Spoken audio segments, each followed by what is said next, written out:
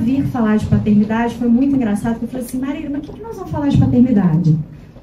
Porque quando a gente pensa em paternidade, imediatamente a gente pensa nos pais da gente, né? Como é que foi esse lugar de ser mulher no mundo e, né, muito antes de ser psicanalista, como é que se deu esse negócio? E aí a gente pensou em fazer da seguinte maneira. E fazendo o Pedrão tá mandando lá de cima água, hein? Nossa, tá tudo aberto lá em casa.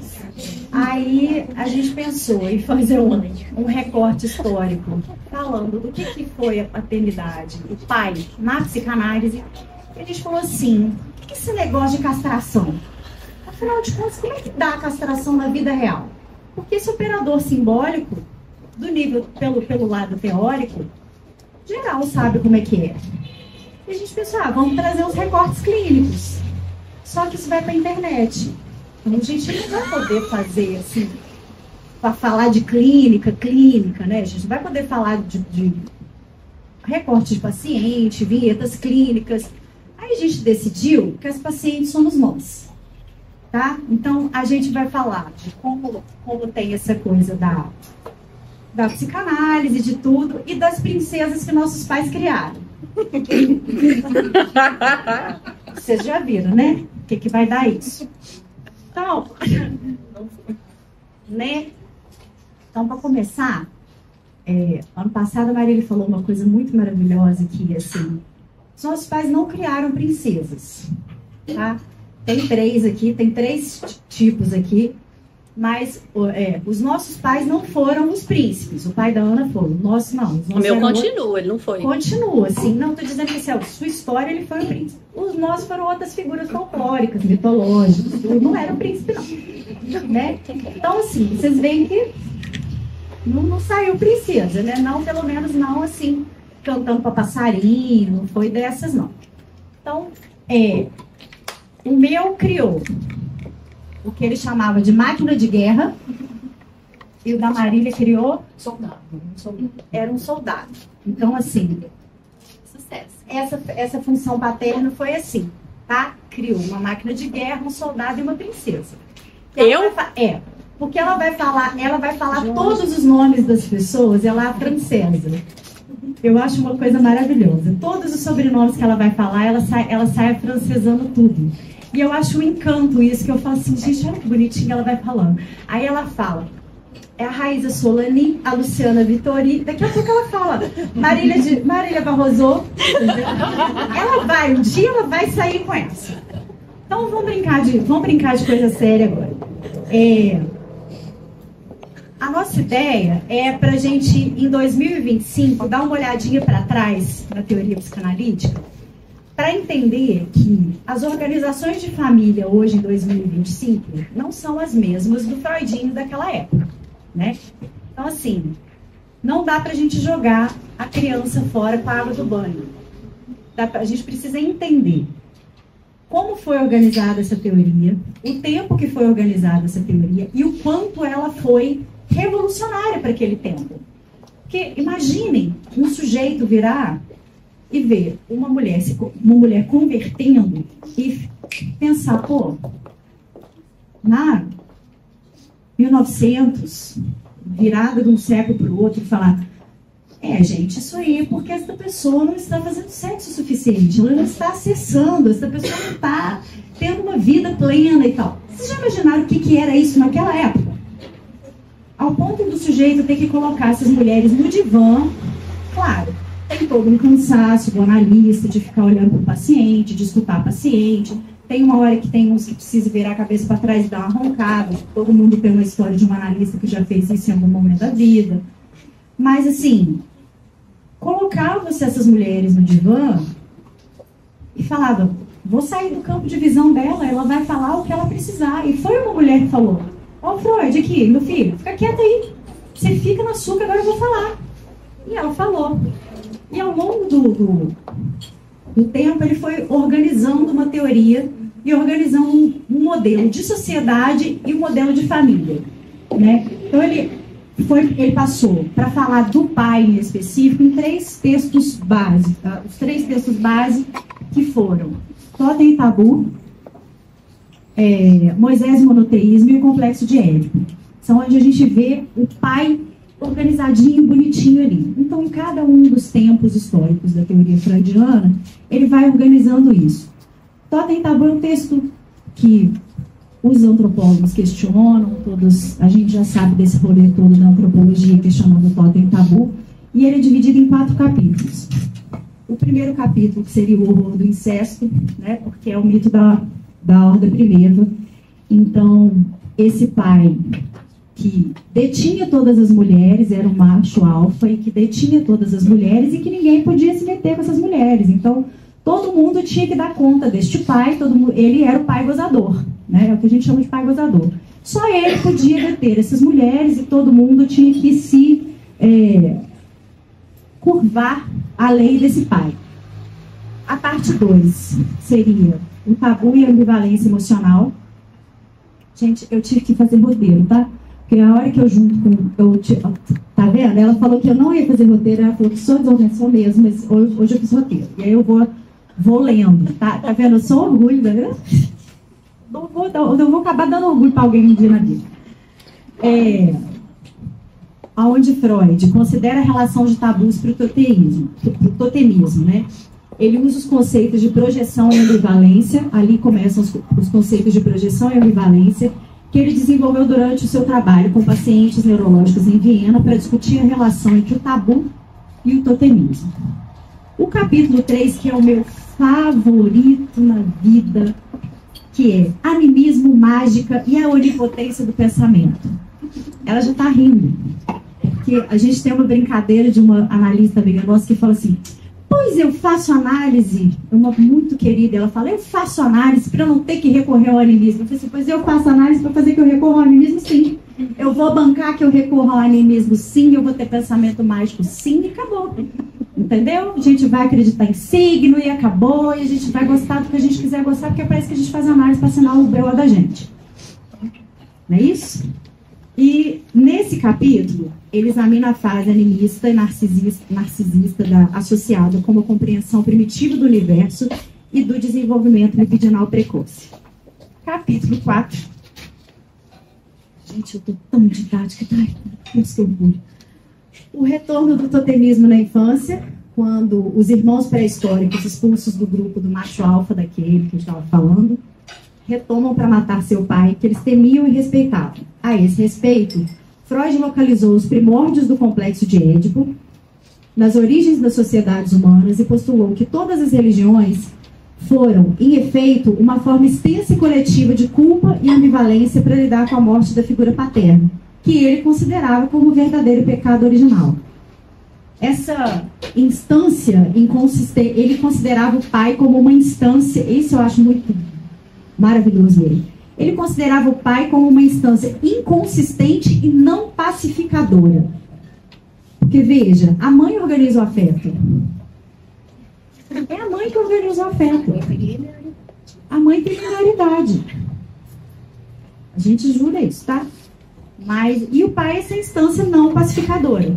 E o amor, logo, por sua vez, assume um papel de proteção contra a angústia, velando a inconsistência paterna e impedindo, tanto quanto o ódio, o confronto com o desamparo irredutível que nos constitui como seres falantes. Outra parte que ele dá a organização disso é em Moisés e o Monoteísmo. E tem um outro texto que eu gosto muito, que é Dostoiévski, O Parricídio, que é de 1926, que esse texto é muito legal, que antes dele iniciar esse texto, tem uma carta que ele escreveu para o Stefan Zweig, que ele escreveu 3 livros muito bacanas sobre Balzac, o Dickens e o Dostoiévski. E aí ele tenta organizar o Dostoiévski na obra freudiana, e que é muito maravilhoso, porque o Freud vai pegar esse pai do Dostoiévski para tentar, porque ele tinha epilepsia. E para o Freud, a epilepsia do Dostoiévski era uma epilepsia histérica, por causa da ambivalência, desse lugar de ambivalência que ele tinha com esse pai, que era essa figura de amor e ódio, né? Então, é um texto muito interessante, um texto pouca gente lê, mas é um texto muito interessante do ponto de vista de clínica, porque dá uma orientada para como é essa ligação também. A gente estava brincando que ia falar do que é o pai de menina, mas também dá dessa orientação clínica para como é a relação do menino com o pai, que é essa relação de amor e ódio, essa relação de eu tenho que abrir mão, eu abro mão dessa mãe para esse pai, por amor a ele. Jodemar, se estivesse aqui, chama esse menininho de corninho. Então, Jodemar, né? Jodemar e suas pérolas. Ele fala. E aí o corninho, ele sempre deu aula pra gente falando isso. E aí o corninho olha pro olho da mãe e fala assim, opa, mas peraí, esse olho da minha mãe não tá virado mais pra mim, não. Onde é que ele tá? Aí na hora que ele olha, ele fala, olha, tem um cara ali pra onde que ela tá olhando. Tem alguém que tá me separando dessa mulher. Quem que é esse cara? Por que é que ela tá olhando pra ele? E aí entra a tal da figura paterna. Agora, queridos, esta pessoa só entra se a mãe toda poderosa deixar. Porque se a mãe toda poderosa não deixar, ele não entra, não. Porque fica lá, aquela célula narcísica, agarradinho, fusionado, engolfando aquela criança, entendeu? E não tira esse bebê de mim. Mas você precisa comer? Não, eu não preciso comer. Entendeu? Essa coisa, assim, né? Que a pessoa tá amamentando e fala assim, vai tomar um banho, eu cuido do neném. Não, você quer tirar o meu bebê. E aí tem que dar. Não vai cuidar direito. Não vai cuidar direito, entendeu? Pode deixar que eu fico aqui privada de sono e cuido o tempo inteiro, enfim. Mas essa criatura, ela entra. E ela entra apresentando... Gente, eu estava pensando na hora que eu vim para cá, eu falei assim, ia ser legal, né, trazer uns objetos clínicos para a gente colocar aqui, de repente colocar um bebê para a gente virar para frente, e na hora que tirasse, o pessoal ia achar que era bebê reborn. Eu falei assim, não posso fazer isso. Que vai que eu apareço, eu achei que assim, eu vou levar um urso de pelúcia, eu fico, não, fica muito animista, eu não trouxe nada, não. E aí é o seguinte, eu não posso pegar essa pessoa no colo, é muito grande. Não dá para pegar este bebê no colo mais, entendeu? Não dá. Então, assim, essa mãe que carrega esse bebê para dentro, para si, para amparar, para narcisar, para traduzir esse mundo para ele, né? Porque a mãe traduz o mundo. E, de repente, esse pai fala assim, dá esse boneco aqui. E vira ele para fora. Na hora que ele pega, faz favor, Chuchu, ela pega esse cidadão, ele pega essa criatura e vira ele para fora, com a carinha para fora. Porque é assim que o pai faz, ele apresenta outros objetos, ele apresenta o mundo para essa criança. São funções diferentes, ele incide com o simbólico, ele entra com a lei, né? Mas a senhora toda poderosa precisa deixar, né? E essa criatura, ela não é necessariamente... Gente, tem lugar aqui na frente, se quiser sentar. Essa criatura, ela não é necessariamente um homem, tá? A função paterna ela não é um gênero. Ela é algo que cinge a mãe desse bebê, que cinge essa célula narcísica. A Françoise Doutor, por exemplo, num livro que chama As Etapas Decisivas da Infância, ela tem um artigo maravilhoso onde ela fala da triangulação da mãe, pai, criança, ou função materna, função paterna e criança, onde ela apresenta, por exemplo, um monte de outros modelos de família, inclusive desse Édipo incidindo essa função paterna, incidindo nessa criança com o trabalho da mãe, com o estudo da mãe, com qualquer outro objeto que faça com que essa mãe, que aquele bebê não seja o único objeto de interesse daquela criança. Então, assim, função paterna não é necessariamente uma pessoa, tá? É claro que um pai ausente também é um pai. Um pai negligente também é um pai. Uma mãe solo, também temos figuras que organizaram a função paterna dos seus filhos maravilhosamente bem. Isso não tem a ver com gênero, tá? E aí... Tentamos. Juro que eu vou tentar seguir o roteiro, tá? O Freud, ele organiza a teoria dele do complexo de Édipo. Houve uma época que ele entendia a teoria, a coisa do Édipo como a sedução, né? Que os pais seduziam as filhas, né? E aí ele falou assim, gente, mas não é possível. Ele jurava de pé junto que teve isso, que foi seduzido. E aí a mãe dele falou assim, que é isso, meu filho? Você tá piruleibe da ideia. Seu pai nem estava nesse dia. Você tá falando que seu pai fez isso? Seu pai fez coisa nenhuma. Seu pai nem estava nesse dia. Você tá falando que seu pai fez isso? Não. E ele falou, gente, acho que tem um negócio esquisito aí, né? Porque, imagina, a Viena inteira sendo abusada. Ele falou assim, opa, não é por aí não. Tem um negócio diferente nessa teoria. E aí ele muda. E aí ele muda a teoria dele e vai para a questão da fantasia da sedução. E aí vai. Quando aquele bichinho está vendo a mãe dele olhando para aquela função paterna, ele fala assim, então quer dizer que é ali que interessa ela? Deixa eu olhar para esse sujeito então, deixa eu ver o que tem ali que interessa ela. E aí tem as identificações. Às vezes você tem uma identificação que é bacana, você fala assim, então tá. Então aquilo ali quer ser um homem? Acho. Tá, minha mãe gosta daquele cara ali, né? Então aquilo ali quer ser um homem, então pra minha mãe gostar de mim, eu tenho que ser igual a esse cara. Tá, então tá. Deixa eu ver o que é que esse cara tem pra apresentar pro mundo. Isso também ocorre com a menina, né?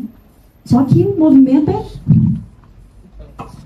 é mais complexo, né? Porque a gente muda de objeto 2 vezes, né? Todo mundo nasce com a mãe sendo seu primeiro objeto. Depois vai pro pai, o menino resolve o complexo. Mas a menina lá para a adolescência tem que voltar para a mãe, né? E aí o bicho pega. Mas enfim, não vou falar de adolescência, senão a gente chora. Então eu vou falar só de bebê. Bebê é mais fofinho. Até os 7 a gente vai.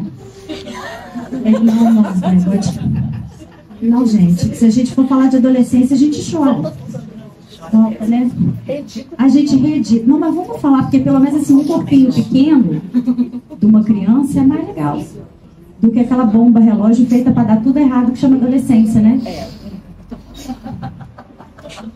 Gente, é um corpo grande, com psiquismo regredido, poda neural e ainda tem as modificações genitais, endocrinológicas. Imagina, é uma bomba.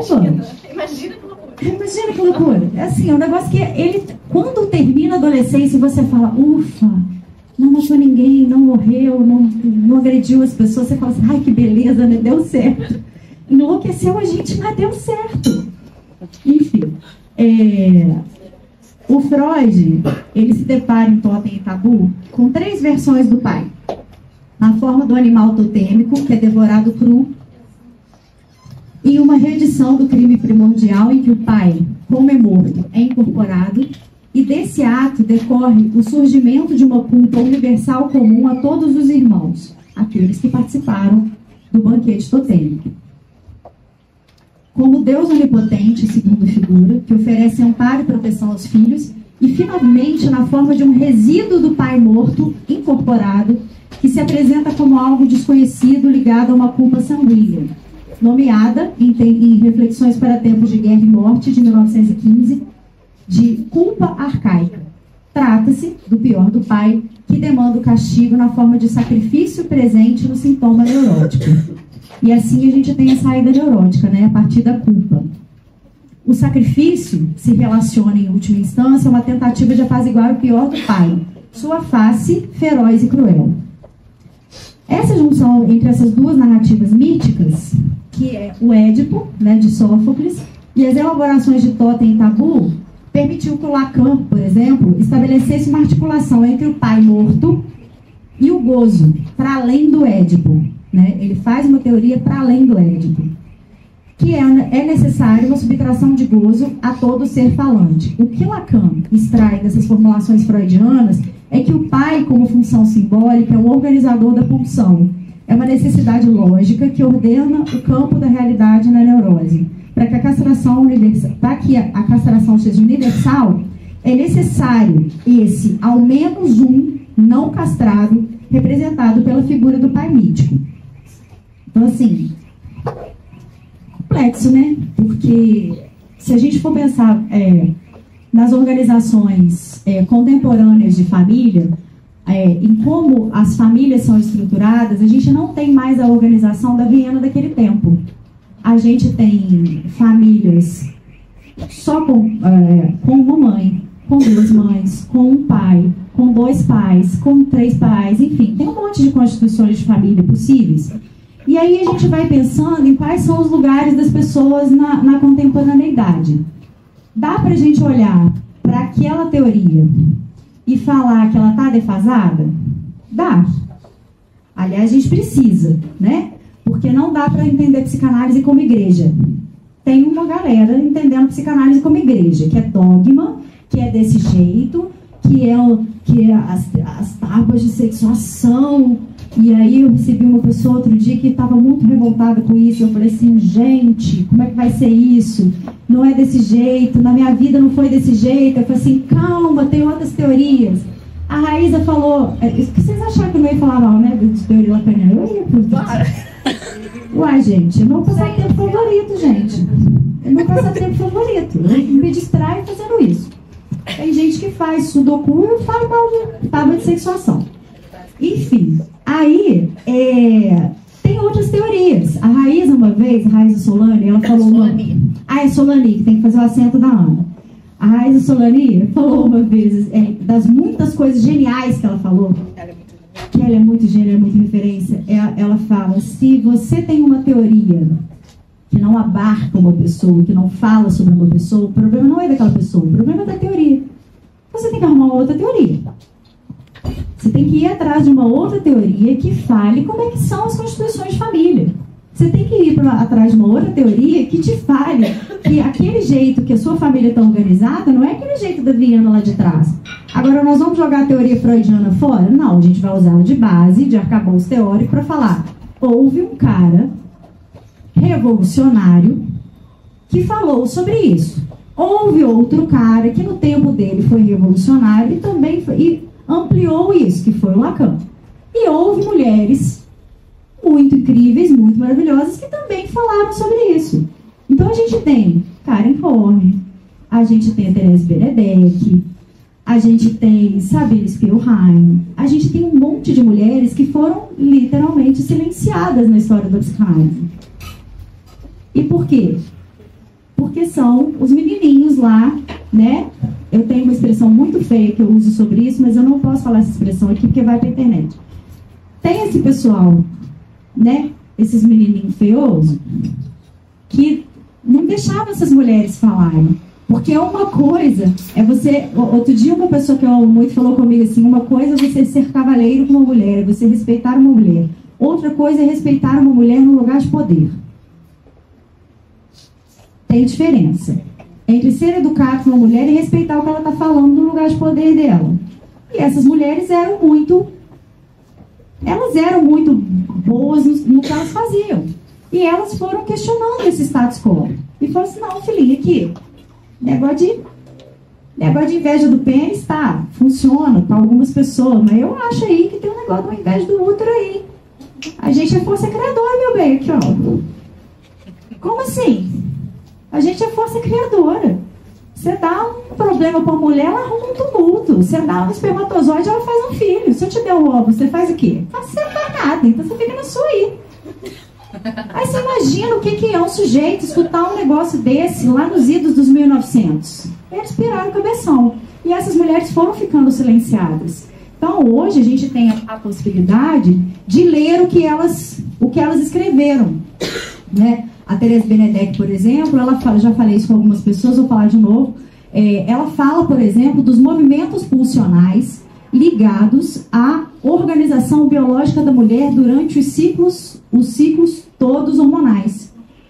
Todos os ciclos hormonais, a gestação, o puerpério, a gravidez, a menopausa, o climatério. Então você pensa o que é uma mulher virar para um cara igual o Freud, que embora fosse médico, falava assim, aqui, tem movimento pulsional, mas a gente tem um corpo, a gente tem um organismo. Que organismo é uma coisa e corpo é outro, né? Tem um monte de psicanalista esquecendo que a gente é corpo, né? A gente não é uma instância aureolar que tem id, ego, superego aqui em cima da cabeça. Quando Freud falava que a biologia é o destino, era disso que ele estava falando. Que o corpo com o qual a gente nasce vai direcionar as experiências que a gente tem. E ouso dizer que, salvo se você for uma pessoa extremamente desconstruída na sua vida, um mega psicanalista que fica vendo teoria queer em tudo na sua vida, você viu aquele cidadão com determinada genitália quando nasce, aquilo vai direcionar a criação dele. É claro que a gente vai fazer uma força danada para ir desconstruindo e falar, você pode chorar, você pode ser forte, você pode fazer o que você pode, né? A Barbie falava comigo que seja tudo que você puder, que tudo que você quiser ser, né? A Barbie falou isso comigo, meu pai não autorizou e eu meti bronca no mundo. Entendeu? Então, é isso, a gente vai fazendo alguns movimentos para ver como é que essa castração vai incidir sobre aquele corpinho. E há muitos jeitos possíveis, imagináveis disso acontecer. Agora, a gente precisa olhar para isso enquanto, no tempo histórico de hoje, eu acho que a gente está meio desbussolado, todo mundo. A gente não sabe quem faz o quê, o que é uma criança, o que é um bebê. A Ana vive batendo nessa tecla de a gente tem que instrumentalizar as pessoas sobre como funciona um bebê. Como que funciona uma criança? O que você espera de um bebê em cada época da vida dele? Porque se você ficar achando que aquele serzinho está lá, é porque ele está fazendo isso, porque ele está manipulando meu filho, ele é amoral, ele ainda nem chegou nessa parte do rolê e você está achando que ele está te manipulando, não tem esse negócio não, entendeu? Então assim, como é que incide a função paterna? Como é que é essa função paterna? Que não precisa ser de um homem, não precisa sequer ser uma pessoa.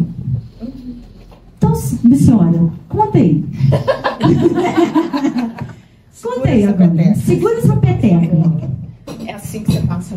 É. Então vamos. A gente tentou fazer algo. Esse aqui tá funcionando. Tá? Então pode falar. Vocês estão me ouvindo, né? Agora sim. Tem que chegar pertinho. Tem. Eu falaria muito bem sem ele. Mas o pessoal não vai lá, não. Apoia no queixo. A gente então Aqui, ó. apoiar aqui. Isso, apoia no queixo. Tipo. Silvio Hebe? Santos. Silvio Santos. Não, é quem gosta de Raul Gil. Silvio Santos, vem aí. A gente. Só diferente. A gente foi tentando esquematizar. Na hora que eu olhei pra cá, eu fiquei nervosa. Porque eu não estava esperando esse tanto de gente do lado de cá. Eu só estava olhando pra cá. Na hora que eu virei, eu falei, acabou. Eles desesperaram a gente. A gente ficou olhando e falou assim, meu Deus, que terrível esse monte de gente. O que você quer fazer aqui? Sexta-feira. Pra castrar a gente. Castrar a gente.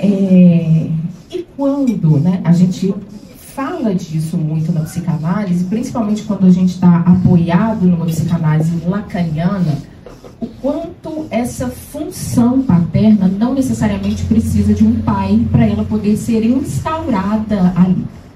Só que quando você tem um pai ali, né, as marcações que vão ser feitas, elas vão para além dessa questão do simbólico e da castração somente.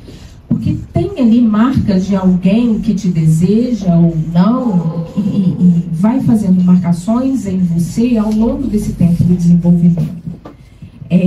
Eu gosto, concordo em muitos aspectos com essa forma como Lacan teoriza, e eu acho, inclusive, até bastante bonita, que quando a gente nasce, a gente é mergulhado na linguagem, no sentido de, quando a gente nasce, a gente já é colocado num lugar que desejavam a gente.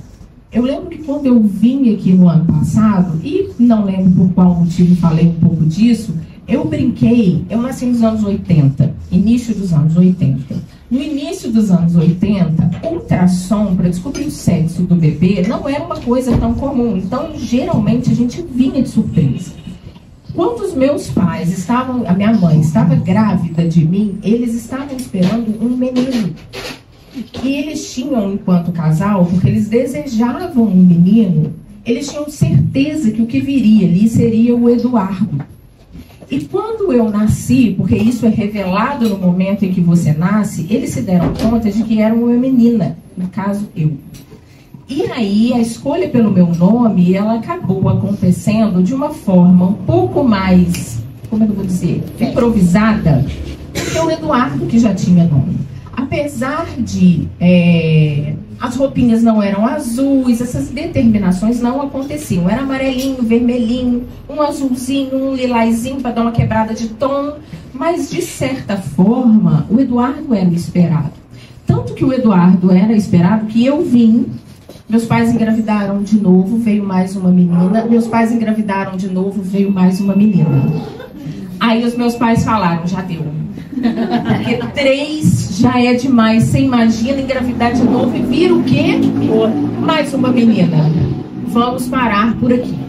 Então, o meu nome foi escolhido a partir de um romance, Marília, de Dirceu, que é uma história muito trágica, um romance horroroso, mas que a minha mãe achava lindíssimo. Então, o nome acabou vindo a partir desse romance.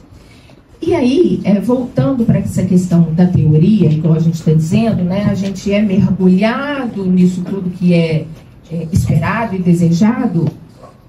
Tanto é que nesse primeiro momento a gente entra naquela fase que a gente chama de alienação. Espera-se que a gente aceite estar alienado a alguém nesse primeiro momento. E se a gente for olhar para essa questão da alienação desse primeiro tempo, é uma fase muito, eu acho, particularmente, apesar de ser um tanto psicotizante se você não sair dela, enfim, eu acho uma fase um tanto quanto bonita, porque é algo que te fusiona e ali eu acho que a gente consegue entender o que o Freud está dizendo sobre psicanálise, que é uma teoria da sexualidade. Porque quando ele traz a questão da alienação, ele está dizendo justamente de um olhar de alguém sobre você e só sobre você. Porque naquele primeiro momento é preciso de fato que você seja narcisado por alguém, que seja o falo de alguém a ponto de ser o centro da vida de alguém. E aquele olhar vai todo para você, o sorriso vai todo para você, o corpo daquela pessoa é todo seu e em troca você também entrega tudo para ela. E você fica nessa fase, igual a gente está dizendo, e a Luciana trouxe, fusionada em alguém a ponto de você desejar o que esse outro deseja. E o que você quer? Eu quero o que você quiser. É uma fase que te coloca nesse lugar e que de alguma forma a gente não esquece, porque onde fica o maior sofrimento do neurótico? O neurótico é aquele que eu quero que você queira, o que eu quero que você queira. Porque se você quiser o que eu quero, a gente não vai ter problema. Até a página 2, porque vocês, na adolescência, claro que ninguém faz isso hoje, ninguém precisa. Já beijaram um espelho na adolescência? Não tem um fator da surpresa. Porque a cabeça vira para o mesmo lado, você sabe para onde a língua vai, você sabe tudo o que vai acontecer. É isso que acontece quando você está com alguém com quem você é absurdamente identificado. E aí, quando a gente está falando dessa questão, dessa alienação, igual eu estou dizendo, é uma fase muito linda por conta disso, mas é uma fase que precisa acabar. E aí, quando a gente pensa nessa união mãe e bebê, na união de um casal nos primeiros tempos de romance, e a gente vê, a Luciana estava falando disso, e eu também penso muito assim, talvez por influência do Jodemar, o olhar da mãe para o bebê e vice-versa é um olhar de muita correspondência. Até que, se tudo seguir algum ritmo para o lado da separação, essa mãe, ela vai começar a olhar para outra direção. Então, vamos pensar numa analogia muito boa de Professor Girafales e Dona Florinda. Já viram aquele encontro dos dois? Tudo acontece dentro daquela vila e nada quebra o olhar que um tem para o outro no momento do encontro.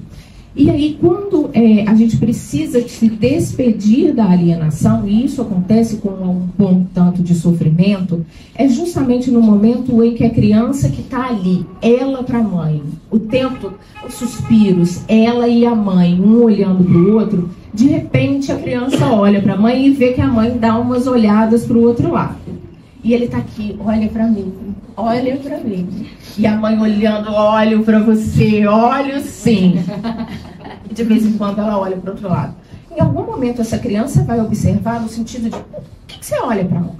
Porque eu estou aqui. Até que a criança também olha, né, vira os olhos e vê, e olha aquele homem e pensa, que porra é essa?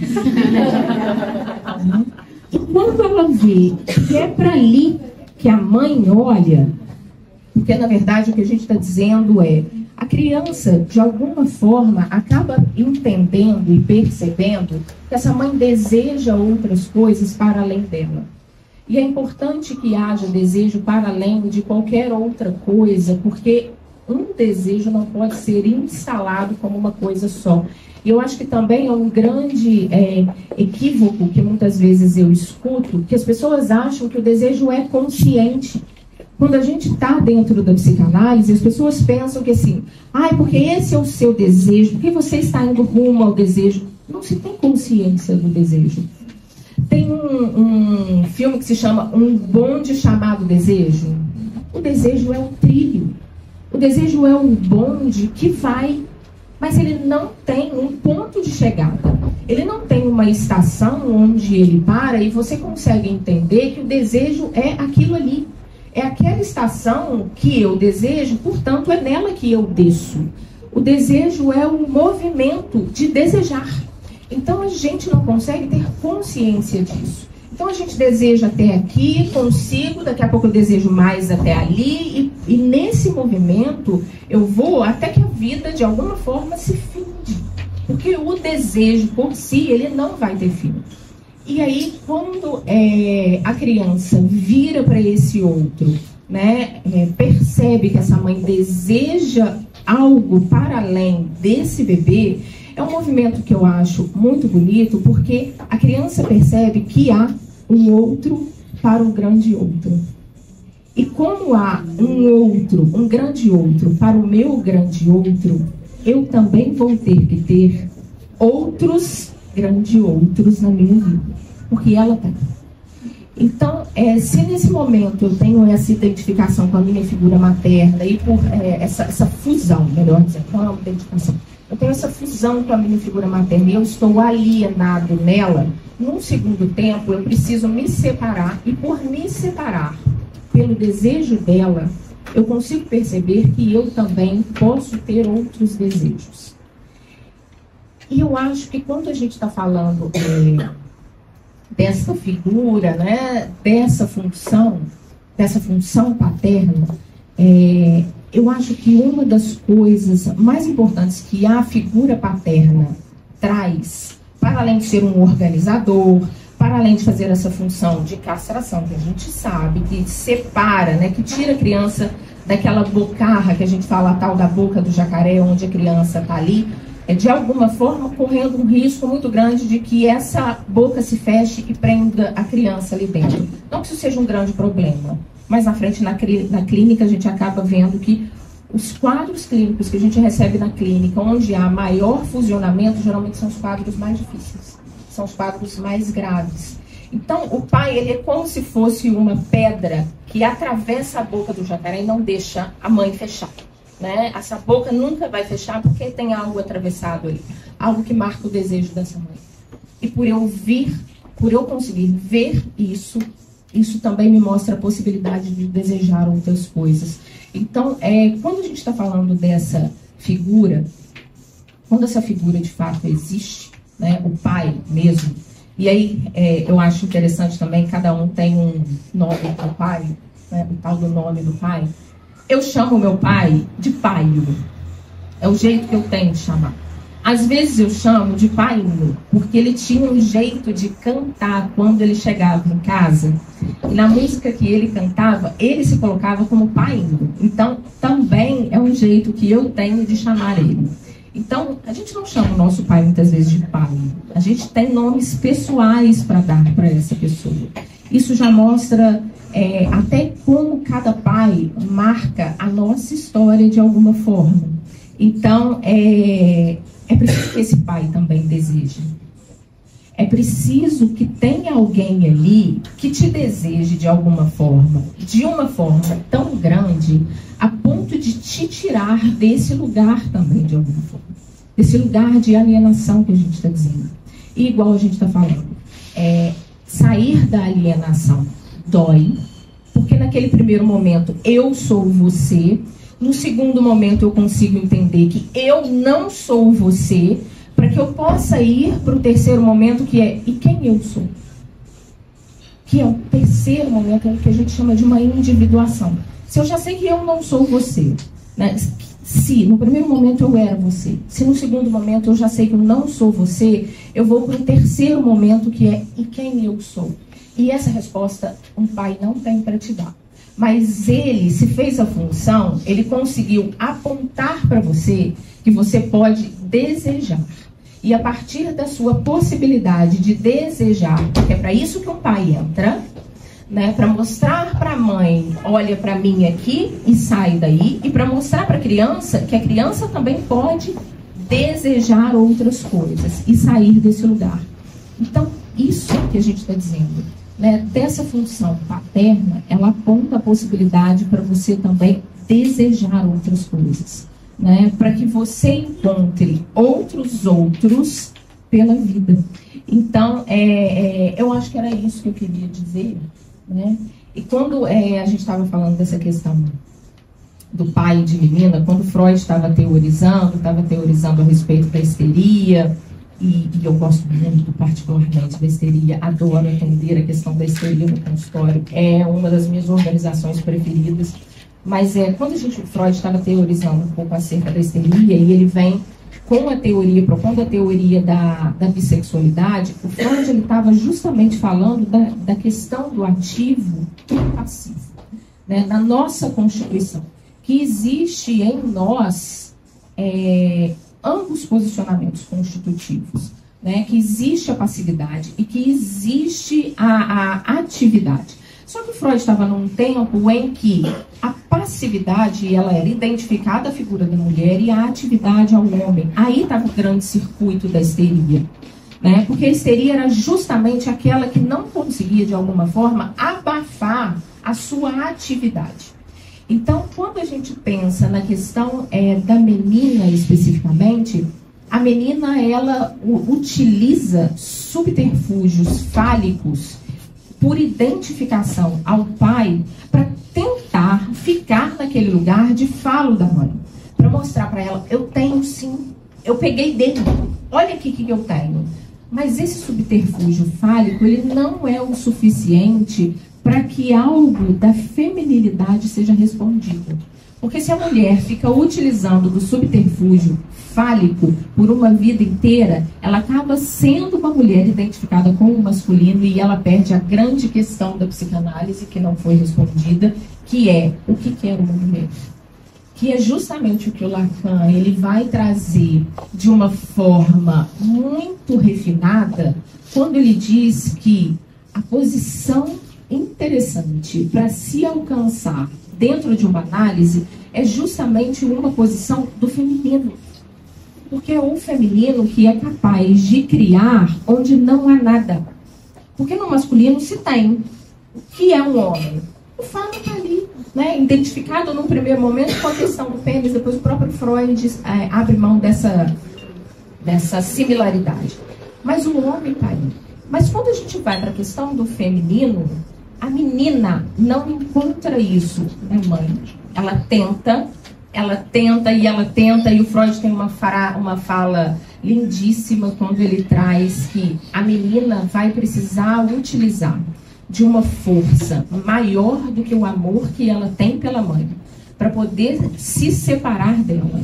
E essa força tão grande é o ódio. É por isso que a menina, ela precisa ter esse truncamento com a figura da mãe, né? A figura da mãe. Exato, para ela conseguir fazer uma separação dela.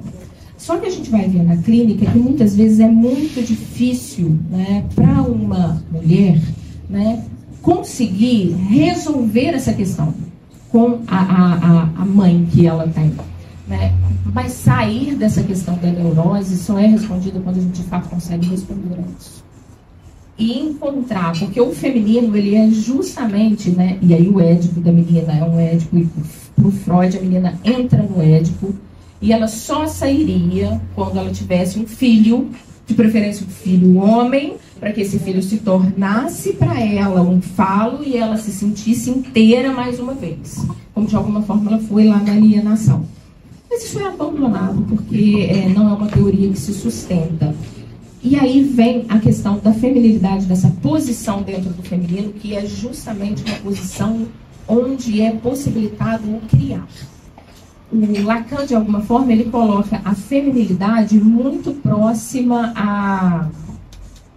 ao sintoma, que é aquela torção que a gente faz do sintoma, e traz do sintoma algo que é meu, e a partir dessa torção do meu sintoma em sintoma, algo pode ser criado a partir do meu sintoma. É aquela criança piromaníaca. Ai, gente, isso a grosso modo que eu estou fazendo aqui é uma coisa horrorosa, nem grave, Ana, porque isso não pode ser mostrado. De tão bruto que vai ficar. É aquela criança que, de certa forma, é piromaníaca e ela vira bombeiro. É aquela pessoa que, de certa forma, tem uma compulsão alimentar e ela vira um método, né? Eu transformar algo do meu sintoma em algo que se produz dentro da cultura, e a partir da cultura ela passa a ter algum lugar. Eu sempre tive um sintoma muito oral. Mãe, né, gente? Estou falando aqui questão materna. Eu sempre tive um sintoma de muita oralidade. A gente estava falando que a gente não conta casos de paciente, porque o Juiz de Fora é desse tamanho, está gravando, você imagina um paciente falar assim, lá, falando de mim, então a gente prefere falar sobre a gente. Até porque o que eu estou trazendo aqui é algo que já foi definido em análise, então isso já nem me afeta mais. O que me afeta eu trairia. Pra cá? Não trairia pra cá, porque eu trairia a mim mesma. Mas eu sempre tive um sintoma de muita oralidade, a ponto de eu chupar bico até os 6 anos de idade. Eu só parei de chupar bico porque eu era uma criança muito ruim, muito má, e a minha mãe olhou pra mim e falou assim, o que você quer para parar de chupar bico? Porque isso não é mais possível. A sua arcada já está lá na frente, minha filha. Ela ainda é. Está lá na frente, minha filha. Isso não pode acontecer. Você já está na escola. Vai chupar bico na escola. O que você quer? Eu falei com ela assim, eu quero uma Barbie roqueira. Mãe é psicóloga. Minha mãe é psicóloga. Nossa, obrigada. Por isso que ela viu que ela tinha que apelar para uma coisa que eu gostava, no caso, Guardas. Eu quero uma Barbie roqueira. Ela falou assim, tá bom, uma Barbie roqueira. Eu falei assim, fácil assim? Foi o que você pediu. Eu falei assim, então eu quero 2. Aí ela me levou pra loja, eu escolhi as Barbies roqueiras, anos 80 tínhamos Barbies roqueiras, eram Barbies lindíssimas, eu até procurei, hoje tá na faixa de uns R$500. Em cima de uma estrela, ela vinha em cima de uma estrela. Elas tinham... Inclusive, o disco da Barbie roqueira. Era maravilhoso a Barbie roqueira. O disco da Barbie roqueira. Pedi logo 2. Porque uma tinha uma roupa, umas pinturas roqueiras, tipo Kiss, pinturas roqueiras, a outra tinha outras, eu queria variar ali na minha banda. Mandou 2 pra casa. Tá bom, toma aí. Fui pra casa, brinquei. Quando chegou a noite, eu cheguei pra ela e falei assim, quero meu bico. Pode levar as Barbies roqueiras, não quero mais. E aí Aí a gente começou a entrar numa discussão. Papá, não quero, mas agora já era, já joguei fora, nananana. O meu pai me pegou no colo e falou, minha filha, cheiro de bico. Agora você é uma moça e moças não chupam bico. Você está indo para a escola. Você está crescendo. Bico já era. Fora, minha filha, que aquilo fede. Não tem condição. E eu lembro do meu pai comigo no colo, saindo, porque eu e minha mãe estavam chapuletando na briga. Então, quando a gente vem falar que o pai é aquele que faz uma castração, a castração ela vem para também contornar alguma coisa. Como eu tenho 2 irmãs e a gente dormia no mesmo quarto, à noite eu tenho 2 irmãs e, por incrível que pareça, apesar de todo mundo falar das rivalidades do feminino, eu me dou muito bem com as minhas irmãs. Muito, muito bem. A nossa história sempre foi uma história de muita união. Então, quando a gente estava no quarto e a gente se via muito à noite, eu sou a mais velha, elas mais novas, então à noite Era a hora que a gente pegava para brincar e conversar e gritar. Então minha mãe vinha no nosso quarto e falava, chega, a gente tem que dormir, amanhã a gente vai trabalhar, vamos parar de gritaiada, olha essa pulação, tá fazendo muito barulho. Adiantava? Claro que não. Ela saía, a gente voltava. Dali a pouco ela volta, a mesma coisa. Meu pai gritava lá do quarto. Parou. Tudo acabava. A gente deitava, claro que a gente morria de rir e ficava assim, mas a gritaria, aquele escândalo, isso tudo cedia. Então, algo desse pai vem para também te organizar e te apontar essa possibilidade do desejar. Até porque, se a gente der sorte, esse pai também é castrado e ele também deseja. Então, algo desse apontamento do desejo é algo que esses dois fazem a marcação de você. Eu acho que por hoje é isso.